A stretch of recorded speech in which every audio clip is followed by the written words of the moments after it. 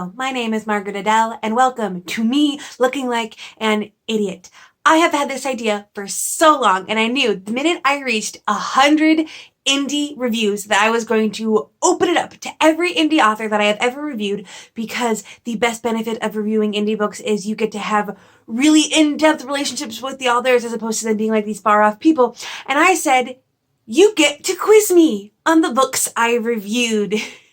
I do not intend to do well with this. This is just gonna be me low-key feeling like a dumbass for, well, this will probably be a longer video. So I asked the indie authors that were interested to email me the questions in the body of the email and then attach a document with the answer key, because seriously, the likelihood that I know these is low. So let's jump right in.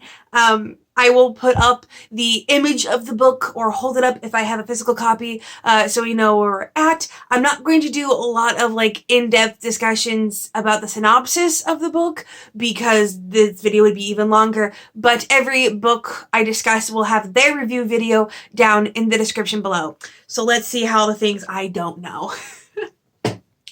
First up is Masters of Deception by J.C. Kang, and I set myself up for the hard one because he has some ultra dense world building with like centuries and centuries of history that all like apply to the modern era of whatever he's writing, but it's also really in depth. Like he's got like 20 some books in this universe. So if you like the universe, you can explore every little nook and cranny of it. So, but this one is specifically about Masters of Deception, the first of his books I reviewed, which was the kind of con man putting together a group to stop the big bad that may or may not turn into a found family. All right, so question 1. What insult do Brihand and Makira call each other? I have no idea. I can't remember. I know it's the sisters and they hated each other and they had this insult they tossed back and forth, and maybe it was like saying like each other was a man because they live in a matriarchal society where like men were the second class. So is it something like that? You're like a man. Maybe that was their insult. Okay, question 2. What is Jie's mission? Jie's mission is her clan of assassins, the Black Lotus, has a traitor that's been like teaching other people things, and she has to track him down, if I remember that correctly. 3, what is Cassius's family heirloom? Something to do with his like task of keeping the pyramid safe. I want to say something like a gem or something. I think I'm gonna look so dumb. Who is Samir's love? Oh, what's her name?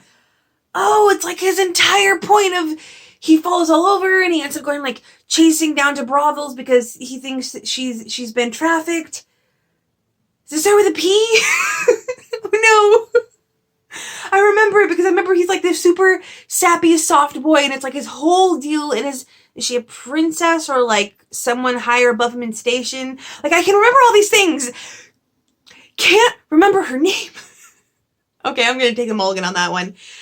What was the villain's name? It was a mafia dude. It was a mafia. And then it says the not so easy questions. The other ones were the easy questions. Oh no. What's important about the pyramid? It keeps the orc gods away, right? It keeps the Alta orcs, the evil orc gods that like did all the bad things away, right? I think. What's going on with the iridescent moon?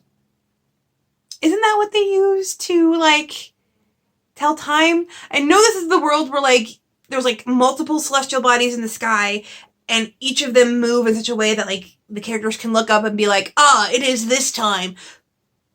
But I don't recall any like Majora's Mask-esque issues going on with the moon. Oh, I'm off to such a bad start. Okay, let's look at the answers.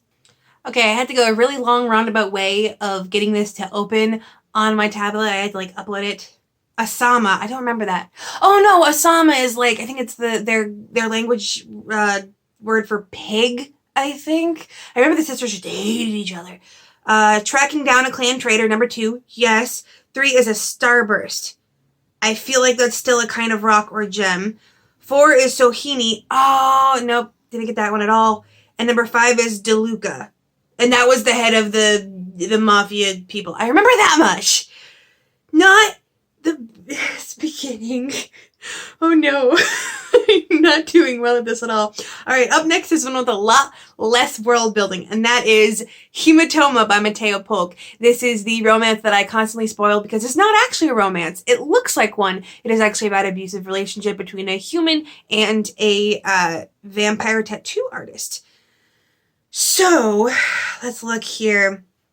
Bruno Shepard, the dog-like vampire, a side character in the story, was what kind of athlete before he turned? I want to say he was like an MMA fighter or a UFC fighter, like an athletic fighter, because that's like a big thing where like when he gets angry, he's got like the strength and the stuff to make it really count, and it's not good. So that's what I'm going to say for that one. What piercing did Shay, our human protagonist, first receive from Ricky? Nipples, I think? Was it nipples or was it like an anchor piercing in his abdomen? It was one of those, I think. He gets a lot of piercings in the course of the story. What mythological creature was tattooed onto Shay's back in this story? My first instinct is dragon, but that might be too cliche. Could also be like a griffin or something. I'm going to say dragon. What tool does Leah use to break into the apartment? A crowbar, I think, right? I remember because I remember it was a really badass moment. I was like, yeah, Leah! But I think it was a crowbar. I'm just going to go with that one. And then number 5. At one point, Ricky buys Shay a gift related to one of his only hobbies besides body mod. What was the gift? Oh, shoot! It was like, wasn't it like a figurine or something? It had something to do with like this kitschy figurine that Shay had up in his apartment, I think. Oh no! This was supposed to be the easier one. Okay, alright, let's check the damage. Number 1, an MMA fighter. I got that one. Number 2, bilateral hip piercings. I forgot. I don't even like, that's kind of like the anchor one, where like they anchor it into your skin. 5, Sleipnir, which I think is from Norse mythology, but I can't remember what kind of creature that is right now. 4, bolt cutters. Oh, she broke into the apartment with bolt cutters. And 5, a giant robot figurine. I remembered at least that it was like a kitschy figurine. I got that much. Okay, I did a lot better with that one. So, I mean, it's not, I didn't really redeem myself. I still did pretty bad considering the fact that that was like basic with next to no world building and a fairly straightforward plot. I am nervous. And I actually, those ones are ones that I read like more recently. So now we're going to get into some of the older ones. All right. Only Words by Summer Kiska. This is the first in the Shane Ashby trilogy. I am desperate for the sequel. The problem is that, yes, again, this is from a while ago. I think it might have been from the first year I was reviewing indie books. So, okay. All right. Question number 1. Oh, no. What city is Only Words set in? Seattle. I have no idea. These are so easy questions. How many of Shane's 3 gifts can you remember? Like her magic gifts, because she's a witch? I'm trying to remember, like, what all that she can do, because the only thing that comes to mind is the part where she has to, like, undo the love interest's botched spell. Like, her normal gifts, I can't... Oh no, think, Margaret. I want to say it has something to do with freezing people in place or, like, some kind of immobility. Something with healing, maybe? I don't remember next to anything. Ah! Alright, and then the last one. Oh, I'm gonna be so mad at myself for not getting this one. What food does Freya want someone to make for her? Freya is the cat, and she's this adorable cat that the sisters accidentally fed a talking spell to, so now she talks in this really cutesy, simplistic language. And the only thing I can think about right now that she would want someone to make for her or get for her is cheese. But that's a different talking cat character in a paranormal romance. But that's all that's coming to mind right now. So I'm going to just say she wants some cheese. All right. Number 1, Boise. Boise! What? Did not remember that one at all. To transmogrify, amplification, and conduit. Oh, no, I remember. Transmogrify is changing things. Amplification is making something more. And conduit, I think, is like channeling things. I remember it. And then number 3, the cat wanted pancakes. Which, now that I remember, yes, that is the adorable thing the adorable cat wanted. But to be fair, the other book I had with it, well, Grimilkin isn't really that adorable. The other book with a cat that wanted food was read much more recently. So that's why it's stuck in my head. All right. Up next. Ooh, very applicable. This one is Paper Flowers by Andy Barr. I actually can hold up the physical one of this now. When I read it, for the longest time, all I had was the ebook copy. But now I have the physical because Andy Barr recently gave me this fantastic package with books and tea and magnets and candles. And oh my gosh, it was so sweet. I will link the unboxing down in the description below. It was like Christmas. I loved it. The problem is that, again, I read and reviewed that book in 2019. So, let's see how this goes. All right. Name 3 of the flowers Jake gave Max when he was pining. Bonus points if you can remember what they mean. I can't remember what they mean. Jake is one of those characters that like speaks the language of flowers, although I will give him credit. I've read several characters that do that now, and he's by far the least uppity and snotty about it. But he gives Max flowers using the secret language of flowers from the Victorian era, knowing that Max won't know what they mean as a way to, like, say his feelings. I want to say one was a daffodil. That's I'm just going to say daffodil, petunia, and hyacinth. I know, I have no idea. I don't remember what they mean. I remember that 108 roses means, will you marry me? But that's about the most I remember of the language of flowers. Who are the Christensen brothers named after? So the Christensen brothers are the brothers that I believe the entire series is going to be based around. It's all brothers and one girl.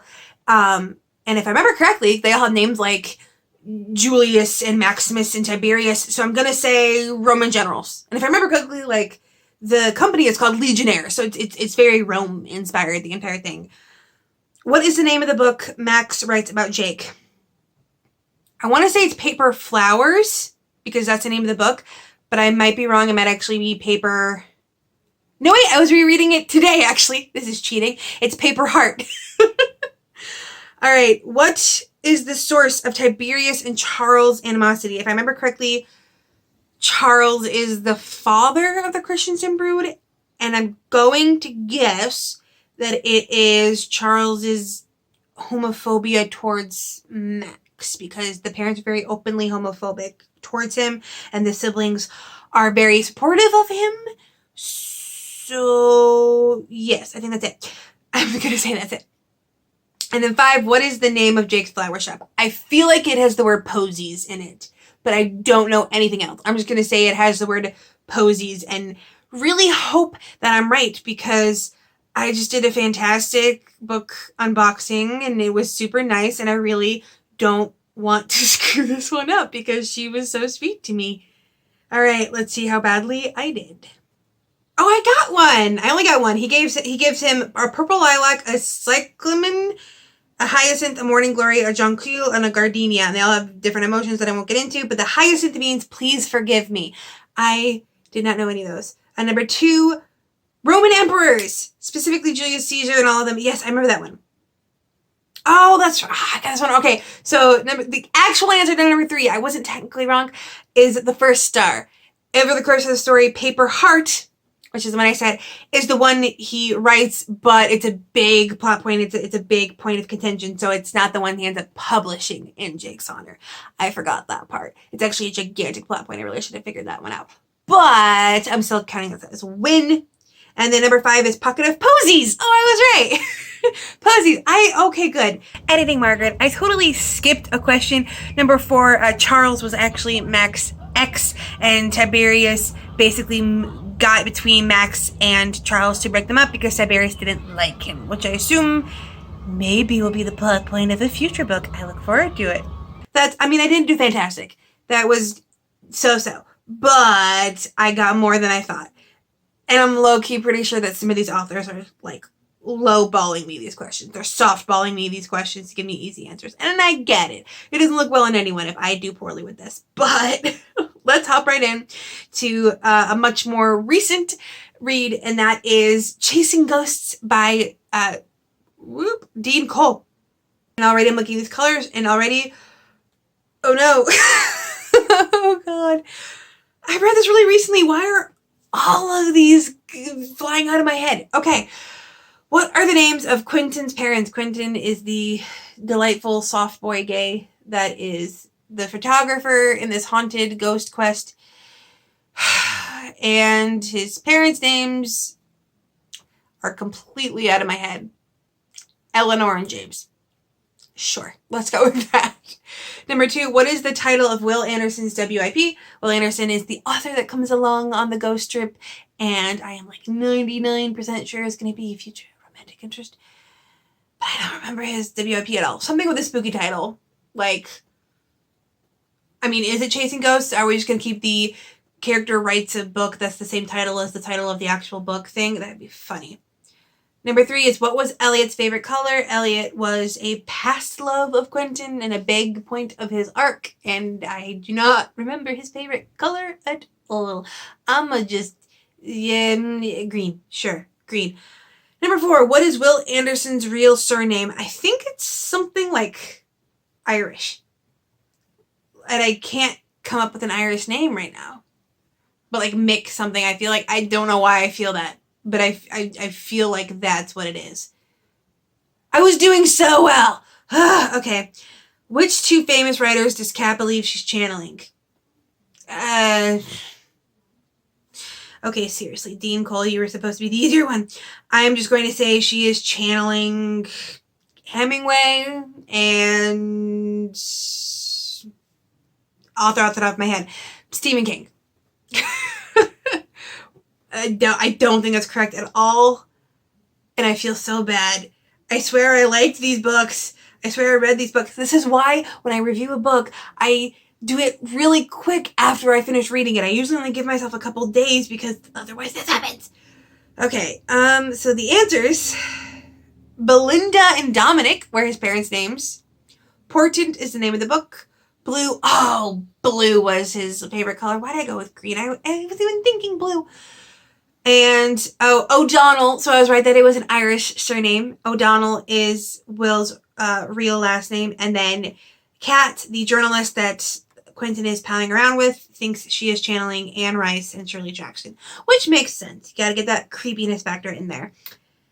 That went a lot worse than I was expecting. I apologize to Dean Cole. Oh no. Up next is GM Nair. Questions for Duckett and Dyer, Dicks for Hire. I totally forgot. I do have the physical copy of Duckett and Dyer, Dicks for Hire too, and the sequel. Very good. Highly recommend. I'm not even sure these are going to be serious questions because everything I know about GM Nair says these are going to kind of be jokes. Oh, okay. No, these aren't. I'm still not going to get them. Okay. 5 questions. The Future Group, where Michael works, that is the male protagonist of the story, has a particular catchphrase which he hates. What is it? Oh, I'm not gonna. Oh no, I remember because it's like corporate buzzword speak, and they say it ad nauseum in the sequel, and he like absolutely hates it, and it kind of takes on like this creepy cult like feel. It's like part of the family, be part of the family. Something about like, because I feel like it has like this kind of like join us type of energy to it. And I feel like it's something like that, but I can't remember the words exactly. Half of this video is just me desperately trying to show that I actually do remember things from the story, even if I can't remember specifically the thing. Michael has a crush on a woman who has a peculiar name. What is her name and why is it thought to be odd? Crap, I don't remember. She's not really a factor in the second one. I don't remember. What is her name? Start with like an S? Is it like Sabine or something? And why is that to be odd? I don't remember. Stephanie offers Michael rosé at a restaurant, but there are 2 things wrong with it. Name 1. My guess is someone already drank out of it. And my other guess is it's not actually a rosé. She just doesn't know the difference. Because that sounds like something Stephanie would do. Grabbing like a glass of wine off someone else's table and offering it to Michael and calling it rosé. I feel like she is enough of a chaos bisexual that would be a thing. 4. What is Rex Calhoun's choice brand of whiskey? He's the grizzled noir-esque detective. Jim Beam. Is that even whiskey? I don't know alcohol. And then number 5, what is cited as the main difference in the first alternate universe that Duckett and Dyer visit? Beyonce is white. At least I think that's the one they're talking about, where it's like they go to this other world and it looks perfectly same, and then they mention something about Beyonce being white, and Stephanie is like, is that even legal? And then like before they leave, Michael is like, okay, wait, one last thing. Is Jay-Z at least black? I remember that for some reason very vividly in my head. And I really hope that's what that's referring to, because it's like literally one of my favorite moments of that book and a great example of his very comedic writing style. But let's see. Oh, no. Okay, so the catchphrase from the future group is thanks in advance, which, I mean, they do still talk about being part of the family, but that's, I think, more in the sequel then. Michael has a crush on him with an odd name. Oh, the woman's name is Terry Bradshaw, like the football player. Okay, I remember now. Stephanie offers Michael rosé at a restaurant, but there are 2 things wrong with it. It's just red wine and white wine that were mixed together, aka not rosé. Or it's hot since she left it near the oven. Okay, I was partially right with that one, and yeah, those are both things that Stephanie would do. What is Rex Calhoun's choice of whiskey? Boar's Head. Would have never remembered that one. And number 5, what is cited as the main difference? Beyonce is white in that universe. Why did that, of all things, get stuck in my head? Can't remember that the main character had a possible romantic interest. No, but I freaking remember there's an alternate universe where Beyonce is white. Okay. That's honestly, I'm really proud I got that last one. If nothing else, I'm going to count that one as a win. Up next, and I believe this is our second to last one, is Jennifer Donahue, author of Run with the Hunted. And in that case, fun fact, got the review book, forgot that I had to review it, didn't put it on my list, waited 10 months before I finally got to it. So I had to do like an extra penitent reading vlog to make up for the fact that it had taken me literally 10 months to get to this 100-page novella. Okay, so, all right. What is Will's boss's name? And if I remember correctly, Will's boss is the FBI guy that the 3 diamond thieves of this cyberpunk diamond thief story comes into contact with. Do not remember his name for the life of me. I'm just going to say Nick, because that's what popped into my head first. What perfume does Bristol like to wear when it rains? Does Versace have perfume? Well, something really expensive. Bristol is very high class in heels and fashion, but I don't know anything about any of that. And I know she has a perfume she likes to wear specifically when it rains because it apparently like smells better with like damp air, but like Chanel number 5. Sure. How does Bristol choose her aliases? I want to say that Bristol chooses them from like old-fashioned actresses, but that's just something I think I want her to have because it sounds like something that she would do, like 1930s silver screen idols, but I don't think that's right. Number 4, what are Dolly and Bit's specialties? So Dolly and Bit are the other 2 members of Bristol's team, and if I remember correctly, Dolly is more of the muscle and field work, and Bit is more of the tech guru side. And the last one, where do Dolly and Bit hide the diamonds? So they steal diamonds, they hide them, and I want to say it's like a storage container by the docks is what's immediately coming to mind, but I don't know if they're looking for the general like place of them or something very specific, like a very specific container, but that's what I think. All right, so number 1, what is Will's boss's name? Mr. Harding. Nope, didn't get that one at all. What perfume does Bristol like to wear when it rains? Hyacinth. Oh, bonus if you catch that it's a reference to T.S. Eliot's The Wasteland, which is also where the name of the fortune-telling booth comes from. I did not get that at all. I don't think I've read anything from T.S. Eliot. How does Bristol choose her aliases? They are cities all over the world. Okay, yeah, that also sounds like something the globe-trotting fashionista would do. And then what are Dolly and Bit's specialties? Dolly is guns and vehicles. Bitch is a hacker. Basically the same thing, just a different wording. And then where do Dolly and Bits hide the diamonds? In a thermos in an abandoned bus station. Did not remember that at all. Oh no, the safe house was in a storage container by the ducks. That's why I got that one wrong. So like, again, I can still remember things from the books. I just don't remember a lot, apparently. Yes, okay, so that's everything I have in my email inbox, but then one indie author decided to be a little bit extra.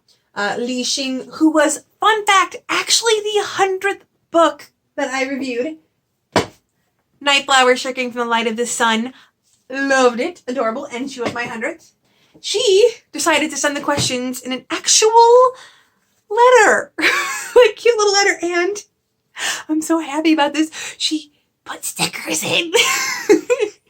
So these are the main characters, our romantic WLW pair, that's why it says wife power, from this fanfic style ancient China WLW romance. I don't know how you can see that one, but I believe she describes them as a tall murder face and a small dumbass. And that's what made me want to review that book in the first place. I loved it so much. It was so cute. So now I gotta open this. All right. So, this is like when she sent me the book in the first place and it was like wrapped really nicely in tissue paper with a wax seal on it, and I was terrified to open it all over again. So let's see. Oh, it's an entire note. Okay, so it says, thanks for the review. I'm very glad you enjoyed Two Gals. My parents were very excited about the whole thing. Aww. I made merch on a whim after sending you your copy, so I didn't get the chance to pass any on, but I'm using the quiz questions to fix that. Answers will be covered on the back. Oh, so if you would like some excellent sapphic ancient Chinese WLW love to stick on anything, you can check these out. They're merch. I did not even know that. That's awesome. All right, so we have 2 questions. Oh my gosh, and I think these are easy enough for me to get. Question 1 is, what is the name of Liu Jinghua's sword? And it's sword. I remember that because I thought it was amusing because Xiao Jie was like, oh, what's the name of your sword, right? It's got to have like this big dramatic name. And LJ is like, sword. The sword's name is sword. And I like that a lot. All right. And then what was Xiao Jie's job? And she is an herbalist at the palace. I remember that one. Haha! Yes, the name of the sword is Sword, and she is an herbalist. I'm glad I ended on that, because now I feel better. Because if I had gotten the very loving tribute to ancient Chinese culture questions wrong, I would have felt like the stupidest white girl on the planet. So I'm really glad I got that one. I hope this was amusing to watch. I hope it wasn't too hard for me to edit. This has been so much fun. If you haven't caught on yet, I'm slightly obsessed with indie books, and I adore the fact that I have made a channel where I do nothing but review them and get to get cool stuff from cool people and get to geek out over books and get to get really excited about books and then tell the author to their face or to their Twitter how excited I am about it. Like, it's just so much fun. So thank you so much. Who knows, maybe in another 100 reviews I'll do this again and hopefully won't suck as much next time. Oh my lord. I don't remember anything. But if you are an indie author and you would like a review, I swear I remember things. You can send me an email. I will have my email down in the description below, as well as my review policy. Please give that a read through. It answers a lot of questions and saves us a lot of time. And with nothing else to say, I hope you have a wonderful day and a marvelous tomorrow.